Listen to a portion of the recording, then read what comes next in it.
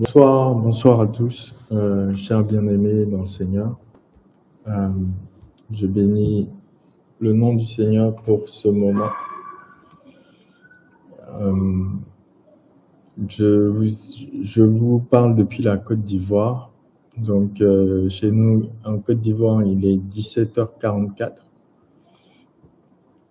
Par la grâce du Seigneur, donc à Paris, je suppose qu'il est 19h44-45.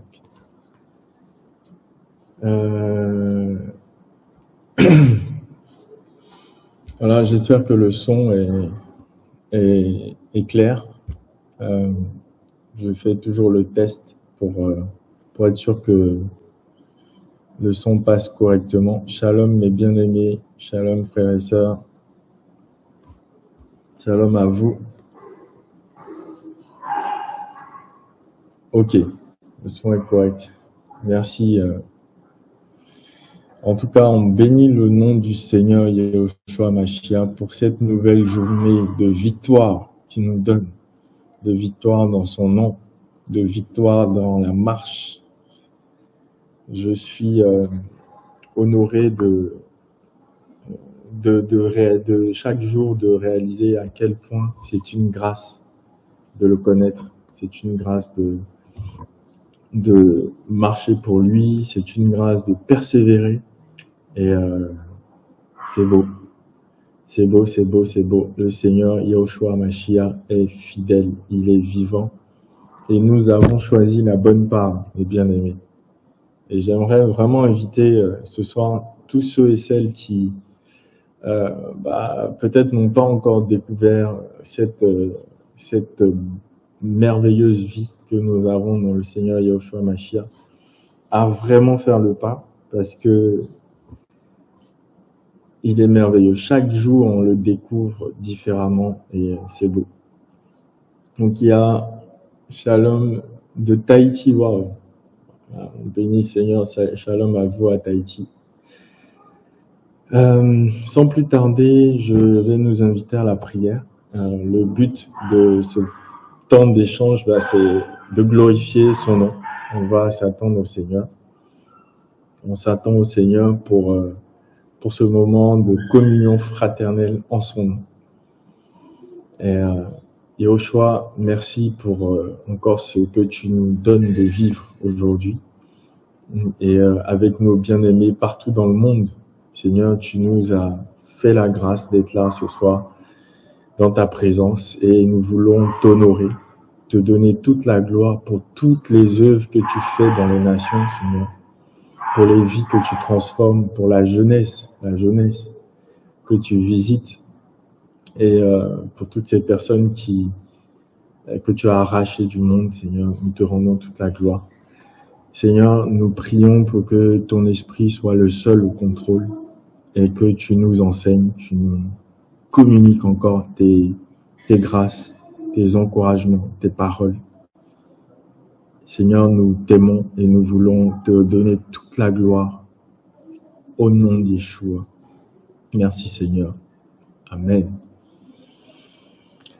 Voilà, bien-aimés, j'aimerais... de l'île de la Réunion aussi, il y a des personnes de l'île de la Réunion, bénis le Seigneur. En tout cas, j'aimerais nous partager ce soir un passage qui m'a encore beaucoup encouragé, fortifié. Et on va se laisser conduire par le Seigneur, mais je vais commencer par là. C'est souvent comme ça. On va peut-être commencer par un verset que le Seigneur fait monter à notre cœur et on va voir comment il nous oriente. Nous sommes dans Apocalypse 6, donc le livre de Révélation, Apocalypse 6, chapitre 3, le verset 20 et 20, de verset 20 à 22. On salue aussi les frères qui nous suivent depuis Ottawa. C'est une grâce. Donc, nous sommes dans Apocalypse, chapitre 3, du verset 20 au verset 22. Donc, nous sommes, pour ceux qui connaissent un peu ces passages, donc, du premier chapitre, chapitre 3, le Seigneur va parler et il va se révéler à Yohanan, donc l'apôtre Jean, Yohanan, son vrai nom. Et il va terminer ses instructions qu'il a données aux 7 églises par ce message que nous allons lire, donc Apocalypse 3, versets 20 à 22. Je lis, « Voici », ça c'est le Seigneur qui parle, « je me tiens à la porte et je frappe. Si quelqu'un entend ma voix et ouvre la porte, j'entrerai chez lui et je souperai avec lui et lui avec moi. À celui qui remporte la victoire, je donnerai de s'asseoir avec moi sur mon trône, comme j'ai moi-même remporté la victoire et je me suis assis avec mon Père sur son trône. Que celui qui a une oreille entende ce que l'Esprit dit aux assemblées. » Alléluia. Et en tout cas, on bénit le nom du Seigneur pour ce passage, puisque c'est un passage en même temps d'encouragement et aussi de récompense, parce que le Seigneur va exprimer plusieurs choses, plusieurs idées dans ce passage. La première est que à la fin de son message à Yohanan, il va se tenir à la porte. Et on voit qu'au début, dans le chapitre 1, le Seigneur se révèle comme celui qui marche au milieu des 7 églises. Et là, il se tient à la porte et il frappe. Donc il y a eu un changement de position. Et le Seigneur va frapper par ses paroles, par ses messages qu'il va envoyer aux églises. Il va frapper en attente que quelqu'un ouvre la porte pour qu'il puisse rentrer. Ça, c'est la première idée, instruction qu'on tire de ce passage, c'est que le Seigneur, lorsqu'il va donner ces messages, ces 7 messages aux églises, va se tenir à la porte et il va frapper pour que, si on entend cette parole, on puisse ouvrir et le laisser rentrer, bien sûr, dans son église. Et ensuite, le verset 21, la deuxième chose, c'est qu'il va donner une garantie, une assurance à ceux qui vont remporter la victoire. Il va leur dire ceci, vous allez, en gros, vous asseoir avec moi sur le trône. Waouh! Quelle promesse! Et il va donner comme modèle de victoire la victoire que lui-même a remportée. Donc la victoire sur le péché, la victoire sur la mort, la victoire sur les tentations. Tout ce qui peut nous arriver sur terre, le Seigneur l'a déjà vaincu. Et nous, comme nous le savons, nous combattons dans la victoire. C'est celui qui en nous est plus grand que celui qui est dans nous. Et le Seigneur va nous donner comme exemple de victoire sa propre vie sur terre, où il a vaincu et il s'est assis sur le trône. Et ensuite, enfin, il va interpeller pour qu'on puisse ouvrir l'oreille, que celui qui a une oreille entende le message que l'Esprit donne aux assemblées. Donc, en faisant un peu une méditation sur ce passage, donc on va peut-être pas lire toutes les lettres aux 7 églises, mais il y a plusieurs façons dont on peut comprendre ces messages-là depuis Apocalypse 2, le premier chapitre, qui va s'adresser, donc c'est la lettre à l'église d'Éphèse. Le Seigneur va donner des messages successifs aux 7 églises qui représentent l'église dans son entièreté, l'église corps. Et donc, on peut, la façon dont je lisais ce passage au début, c'était un message adressé à une église particulière, et c'est le cas. Donc, à Éphèse, le Seigneur va donner un message particulier à l'église d'Éphèse. Il va faire la même chose à l'église de Smyrne. Ensuite, Pergame, Thyatire, etc., jusqu'à Philadelphie, jusqu'à Laodicée. Donc, j'avais, en fait, la compréhension de ces passages, tel message, c'est pour l'église d'Éphèse. Mais en fait, ce que j'ai médité récemment, c'est que la combinaison de ces messages aussi, c'est le message que le Seigneur donne à toutes les assemblées, en fait à toute l'Église. Et dans chacun de ces messages, il y a quelque chose pour nous.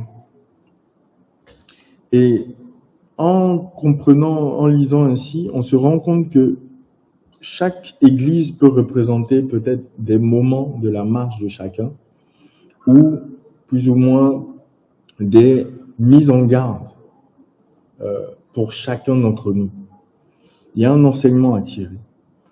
Et juste rapidement, donc à l'église d'Éphèse, dans Apocalypse 2, versets 1 à 7, le Seigneur va noter plusieurs choses. En fait, globalement, il va commencer déjà par se révéler en général. Donc on peut prendre par exemple, comme pour exemple l'église d'Éphèse, on va lire. Donc nous sommes dans Apocalypse chapitre 2, le verset 1. Il va dire ceci: écrit à l'ange de l'église d'Éphèse, voici ce que dit celui qui tient les 7 étoiles dans sa main droite et qui marche au milieu des 7 chandeliers d'or. Donc on voit bien que le Seigneur marchait au milieu de son église.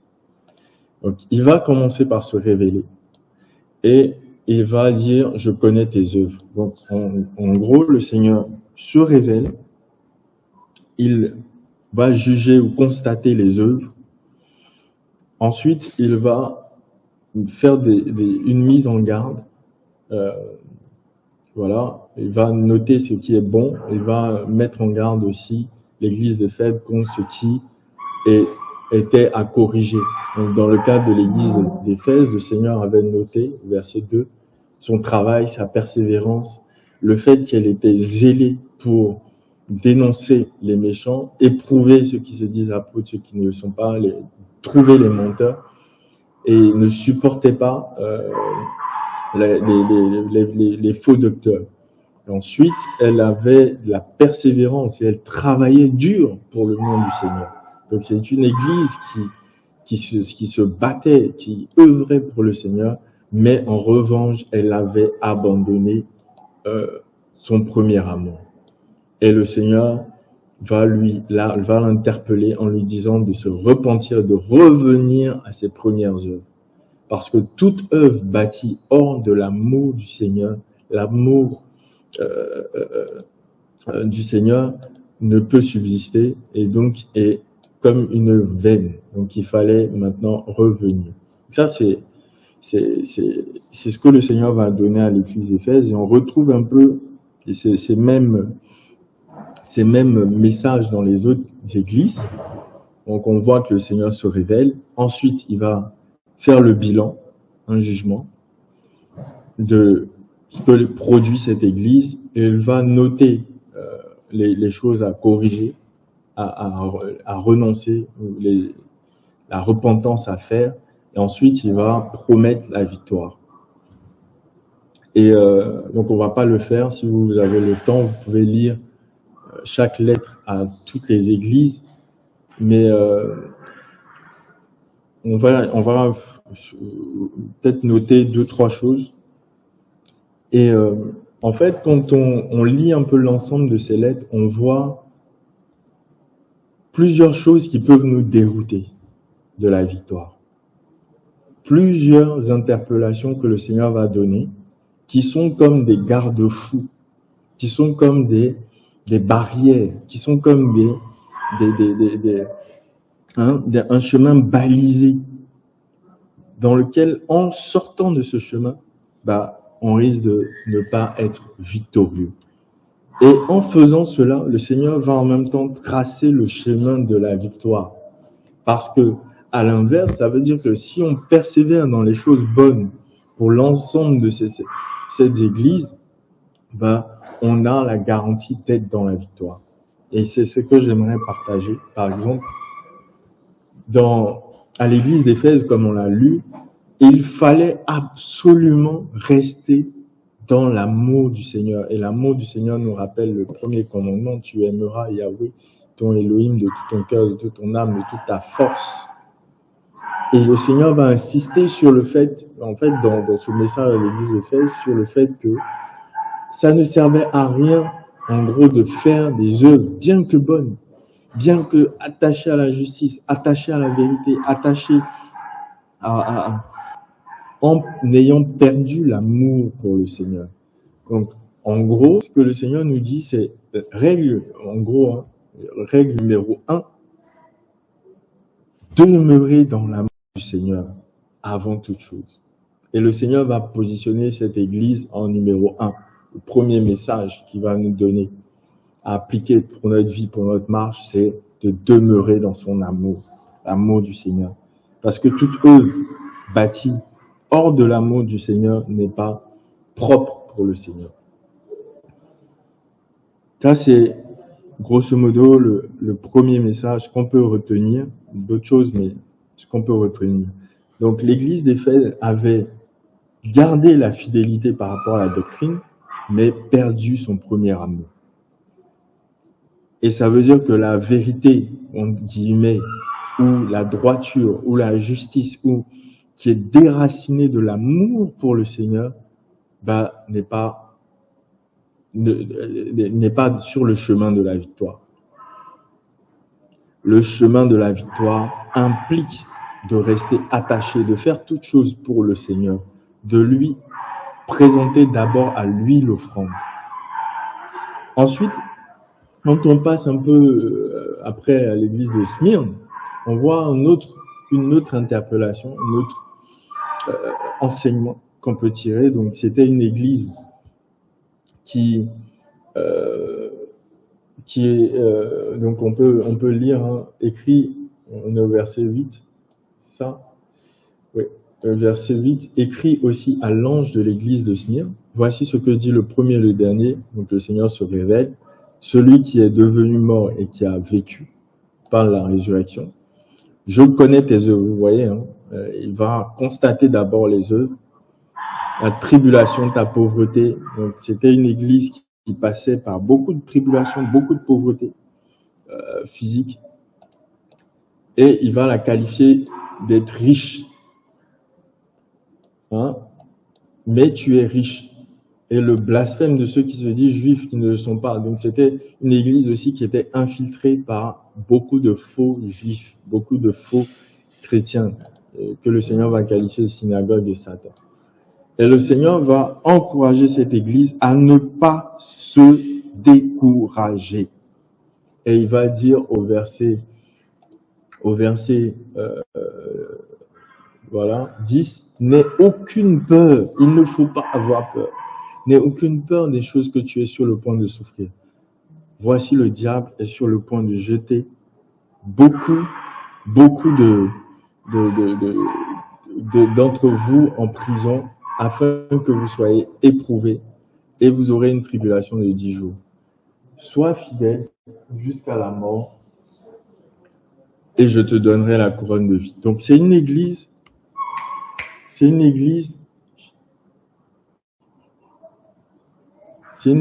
à laquelle le Seigneur va demander de rester fidèle. Donc ça veut dire que face à la souffrance, la deuxième leçon qu'on peut tirer, il faut rester fidèle. Donc ça ne suffit pas d'aimer le Seigneur. Seulement, il faut aimer le Seigneur, bien sûr, avant toute œuvre. Donc c'est ce qu'on peut tirer de l'enseignement de l'église d'Éphèse.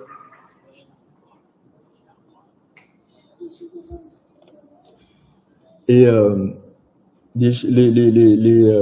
il faut tirer l'enseignement de l'église d'Éphèse. Donc c'était une église qui devait demeurer dans l'amour avant toute chose. L'église de Smyrne devait persévérer dans la souffrance et rester fidèle jusqu'à la mort. Donc on peut l'appliquer aussi à notre vie, c'est-à-dire si on aime le Seigneur, si on le sert avec amour, il faut aussi rester fidèle. Il ne faut pas sortir de la fidélité parce que la fidélité peut nous faire sortir du chemin de la victoire, le manque de fidélité plutôt. Ensuite, à l'église de Pergame, le Seigneur va interpeller sur autre chose. Il va dire, en fait, cette église avait demeurait là où était le trône de Satan. Donc, avait beaucoup de faux prophètes, beaucoup de mélanges, beaucoup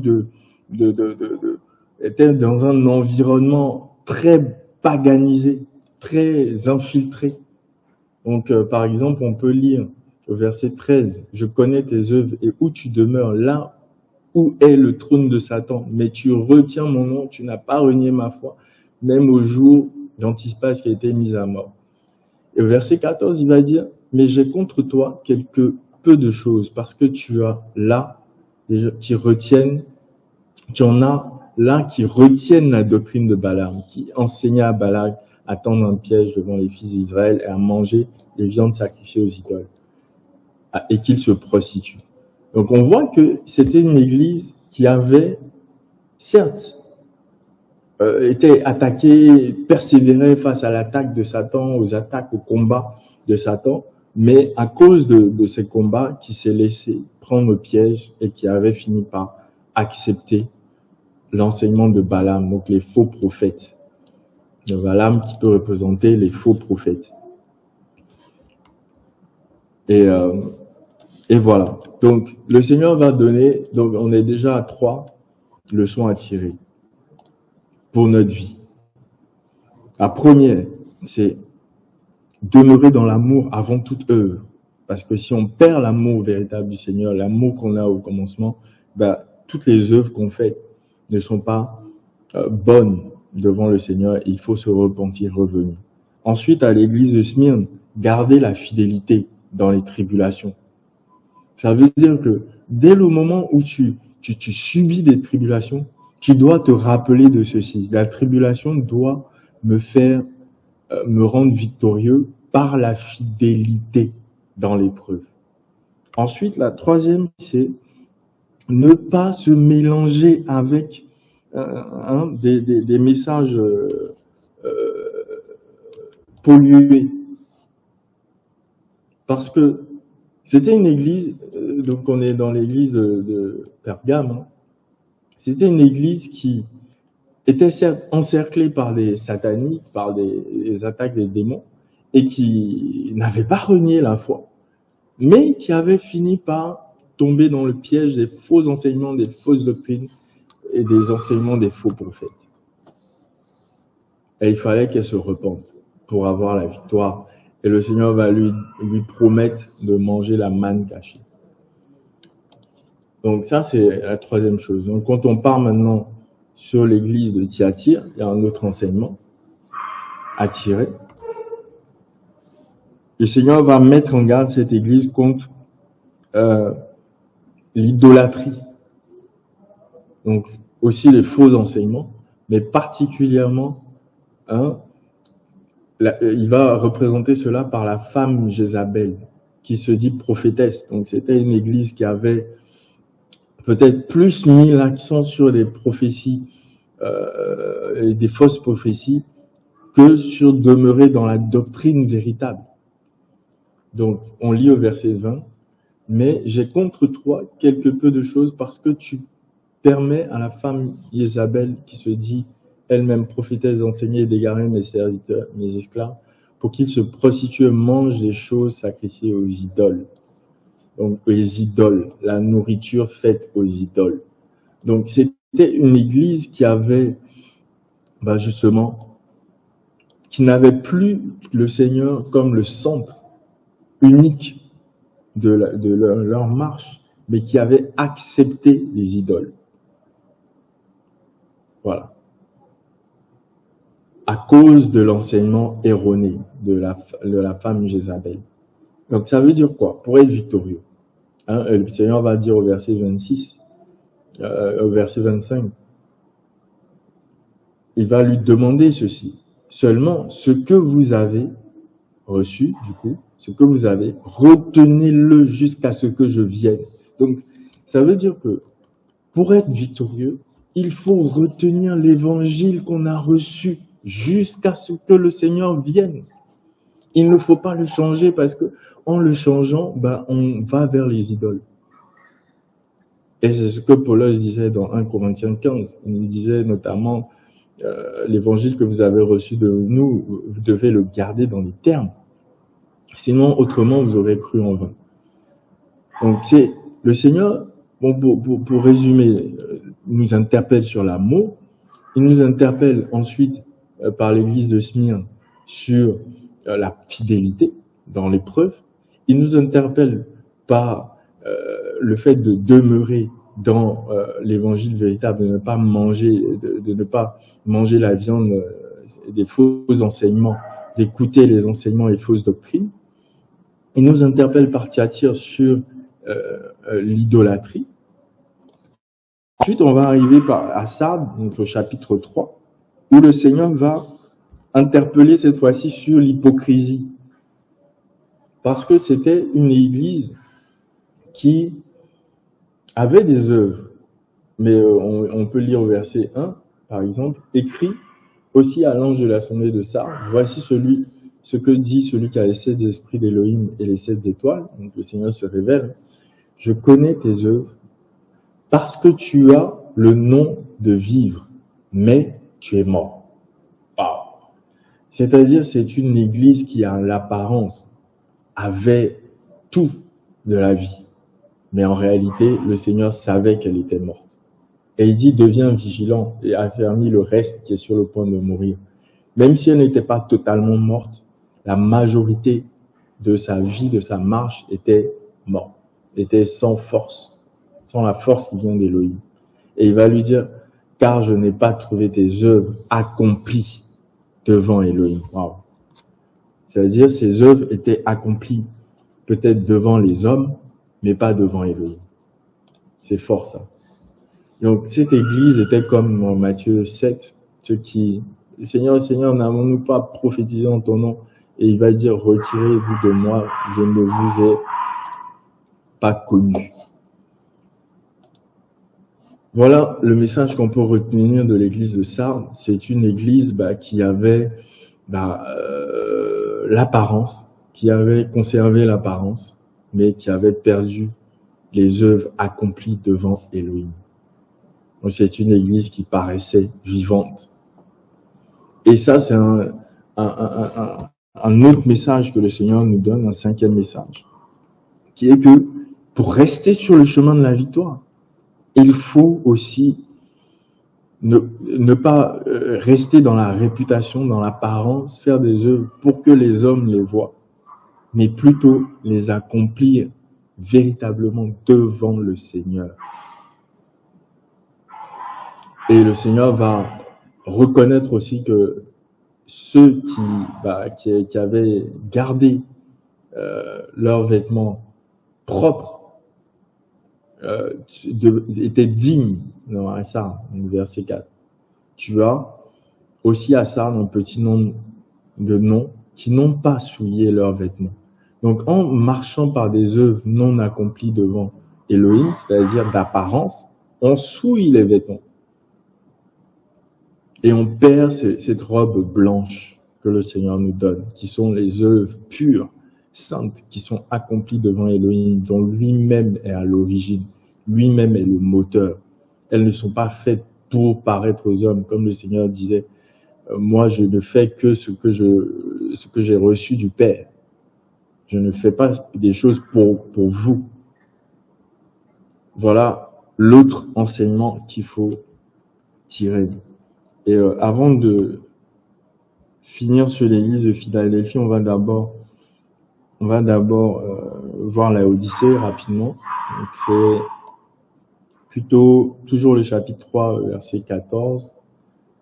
À partir du verset 14, le Seigneur va constater, donc on va lire plutôt au verset 15 rapidement. Il va se révéler, mais surtout il va dire au verset 15, je connais tes œuvres, à l'église de la Odyssée, parce que tu n'es ni froid ni bouillant. Waouh! Si seulement tu étais froid ou bouillant. Ainsi, verset 16, parce que tu es tiède et que tu n'es ni froid ni bouillant, je suis sur le point de te vomir hors de ma bouche. Parce que tu te dis, verset 17, je suis riche, je me suis enrichi, je n'ai besoin de rien. Mais tu ne sais pas que tu es malheureux, misérable, pauvre, aveugle et nu. Je te conseille d'acheter de moi de l'or brûlé par le feu, à partir du feu, afin que tu deviennes riche véritablement, et tes vêtements soient blancs, afin que tu sois vêtu et que la honte de ta nudité ne paraisse, et un collier, pour oindre tes yeux afin que tu vois. Donc c'est une église que le Seigneur va reprendre parce qu'elle était suffisante dans l'orgueil, dans le matérialisme, dans tout ce qui était la terre, en fait, qui jugeait sa marche par les choses matérielles. Et cette église n'était ni chaude ni bouillante parce qu'elle était un coup attachée au monde, un coup attachée aux principes du Seigneur. Donc on voit que ça peut représenter aussi des gens qui n'ont pas totalement renoncé au monde dans ce qu'il a à offrir, à la richesse du monde, à la vie agréable du monde, aux projets que le monde nous offre, aux ambitions du monde, et qui en même temps se dit il faut pas complètement aller dans le monde parce que c'est chaud, donc on va quand même prier, on va quand même continuer à prier. Donc voilà, c'était une église qui était entre les deux, ni chaud ni froid. Et le Seigneur va la mettre en garde, il va l'interpeller pour lui dire non, ça marche pas. Il faut te repentir. Il faut te repentir et il faut que tu aies du zèle. Voilà. Donc il fallait que cette église abandonne l'ambition du monde, sorte complètement du monde, sorte des richesses pour acheter du Seigneur l'or pur, les vrais vêtements, et soit revêtu des œuvres d'Élohim. Donc, c'était une église qui, elle, avait l'autosuffisance, était riche matériellement, mais pauvre spirituellement. Donc, le Seigneur nous interpelle sur le matériel dans le monde. Beaucoup aujourd'hui de chrétiens voient la gloire du Seigneur que dans le matériel. Ah, le Seigneur est bon pour moi, j'ai eu un travail. Ah, j'ai une voiture, le Seigneur est bon pour moi. Ah, j'ai été malade, j'ai été guéri. Le Seigneur est bon pour moi. Mais en fait, l'aspect spirituel est creux. Donc voici un peu les garde-fous que le Seigneur va donner à son église. Et on repart maintenant à l'église de Philadelphie. Cette église qui est restée intègre. Le Seigneur dira, donc nous sommes toujours au chapitre 3, verset 7, « Écrit aussi à l'ange de l'assemblée de Philadelphie, voici ce que dit le Saint, le véritable, celui qui a la clé de David, celui qui ouvre et personne ne ferme, et qui ferme et personne n'ouvre. Je connais tes œuvres. Voici, j'ai mis devant toi une porte ouverte et personne ne peut la fermer parce que tu as peu de force et que tu as gardé ma parole et que tu n'as pas renié mon nom. Voici, je te donne ceux de la synagogue de Satan qui se disent juifs, qui ne le sont pas, qui mentent. Voici, je ferai en sorte qu'ils viennent se prosterner à tes pieds et qu'ils sachent que moi, je t'ai aimé. Parce que tu as gardé la parole de la persévérance. Je te garderai moi-même hors de l'heure de la tentation qui est sur le point d'arriver sur toute la terre habitée pour éprouver ceux qui habitent la terre. Voici, je viens promptement. Tiens ferme ce que tu as, afin que personne ne prenne ta couronne. Le victorieux, je ferai de lui une colonne dans le temple de mon Elohim, et il ne sortira plus jamais dehors. Et j'écrirai sur lui le nom de mon Elohim, et le nom de la ville de mon Elohim, qui est la nouvelle Jérusalem qui descend du ciel d'auprès de mon Elohim, et mon nom nouveau. Alléluia. Donc on voit que le Seigneur va nous donner en quelque sorte le secret de la marche victorieuse. Dans ces enseignements-là, c'est vrai que c'était adressé à des églises particulières, mais en les combinant, on va retrouver des lignes, des conseils, des instructions, des enseignements pour demeurer sur le chemin de la victoire. À Éphèse, en restant fidèle, en restant attaché au premier amour pour le Seigneur. L'amour, à la base de tout. À Smyrne, c'était la persévérance dans les épreuves, la fidélité dans l'épreuve. À Pergame, on a vu le fait de ne pas se donner aux faux enseignements, aux faux prophètes, de ne pas mélanger la vérité avec la compromission. À Thyatire, le fait de ne pas se livrer à l'esprit de Jézabel, à la corruption, à l'idolâtrie, mais à garder l'esprit, la sainteté du Seigneur, un amour pur, saint devant le Seigneur. À Sardes, c'était de ne pas se livrer à l'hypocrisie. L'hypocrisie peut nous faire sortir du chemin de la victoire. Et il ne faut pas servir le Seigneur en apparence, mais devant son trône. Il faut que nos œuvres soient accomplies devant lui, devant Elohim. À Laodicée, il faut fuir le matérialisme du monde et s'attacher aux choses spirituelles, au ciel. Et le Seigneur à l'église de Philadelphie, va reconnaître son humilité parce qu'elle avait peu de force, il va le dire. Elle était humble, mais elle avait la force spirituelle. Elle avait la force, la puissance d'Élohim. Elle avait la parole pure. Elle avait gardé la parole pure d'Élohim. Et cette parole faisait que le Seigneur lui-même lui donnait la force de persévérer.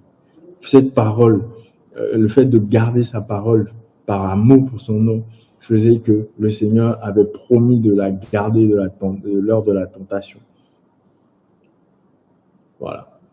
Et de lui donner la couronne, la victoire. Voici un peu l'encouragement que je voulais nous partager ce soir. C'est soyons des hommes et des femmes qui marchent sur le chemin de la victoire. Le chemin de la victoire, dans le chemin de la victoire, on ne perd pas le premier amour. Dans le chemin de la victoire, on n'est pas infidèle au Seigneur. Non, on demeure dans la fidélité, malgré les épreuves. Dans le chemin de la victoire, on n'écoute pas les faux enseignements, des fausses doctrines.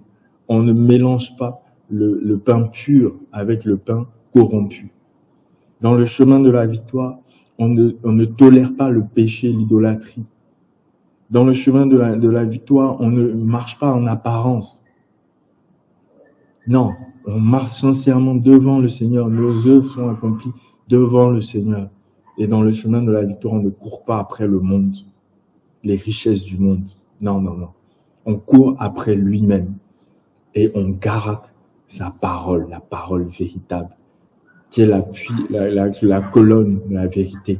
C'est celle qui nous garantit de demeurer sur le chemin de la victoire et d'être victorieux et d'être couronné à la fin par le Seigneur Yeshua lui-même et de s'asseoir sur le trône comme lui-même a vaincu toutes ces épreuves. Lui-même, il est passé par là.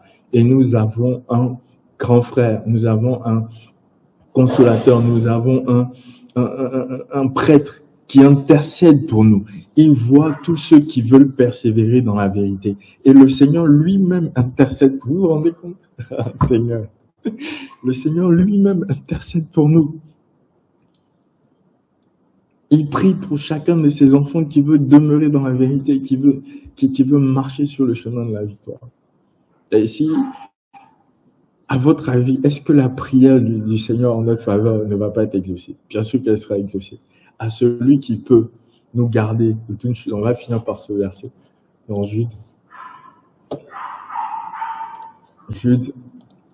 Oh, le Seigneur est merveilleux. Merci Seigneur pour cet encouragement. Ça m'encourage beaucoup moi-même personnellement.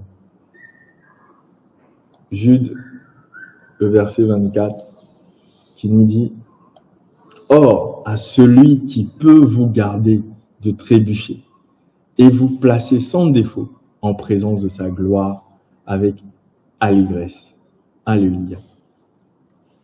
À Elohim seul sage, verset 25, notre sauveur, soit gloire et majesté, force souveraine, autorité, et maintenant, et pour tous les âges. Amen. Soyez tous encouragés et persévérons dans cette marche, une marche victorieuse vers le Seigneur, vers le trône, vers le ciel, en nous dépouillant chaque jour des choses de ce monde. Soyez tous encouragés, que le Seigneur soit béni. Shalom à vous, à bientôt. Au revoir.